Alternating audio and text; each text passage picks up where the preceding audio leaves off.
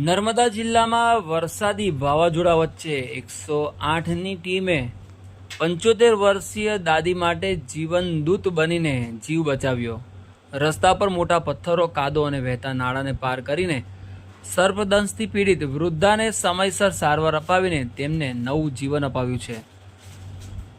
કહેવાય છે ને કે જ્યાં આશા ધૂંધળી પડે છે ત્યાં 108ની સાયરન આશાનું કિરણ બનીને પહોંચે છે। નર્મદા જિલ્લામાં અંતરિયાળ વિસ્તારમાં બનેલી આ ઘટના ફરી એકવાર સાબિત કરે છે કે ગુજરાત સરકારની 108 ઇમરજન્સી એમ્બ્યુલન્સ સેવા માત્ર સેવા નથી, પરંતુ સંકટની ઘડીએ જીવન બચાવતી વિશ્વાસની દોર છે। સમગ્ર ઘટનાની વાત કરીએ તો 26 જૂન 2026ના રોજ વહેલી સવારે 108 ઇમરજન્સી કંટ્રોલ રૂમને દેડિયાપાડા તાલુકાના પાનખલા ગામમાંથી કોલ આવે છે કે 75 વર્ષીય જેઠુબેન છાણિયાભાઈ વસાવાને સર્પદંશ થયો છે। તેમની પરિસ્થિતિ ગંભીર છે।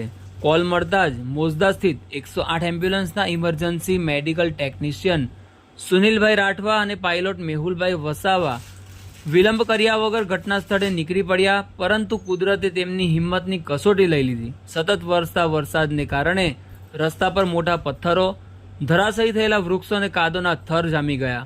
અનેક જગ્યાએ નાળાઓમાં પાણીનો પ્રવાહ એટલો તેજ હતો કે વાહન આગળ લઈ જવું જોખમી બની ગયું। તેમ છતાં બંને કર્મચારીઓએ હાર માની નહીં, સ્થાનિક ગ્રામજનોની મદદથી રસ્તામાં આવેલા અવરોધો દૂર કરતા આગળ વધ્યા। પાનખલા અને વાઘુમર વચ્ચે આવેલા નાળામાં પાણીનો પ્રવાહ એટલો વધુ હતો કે એમ્બ્યુલન્સ આગળ લઈ જવી અશક્ય બની ગઈ।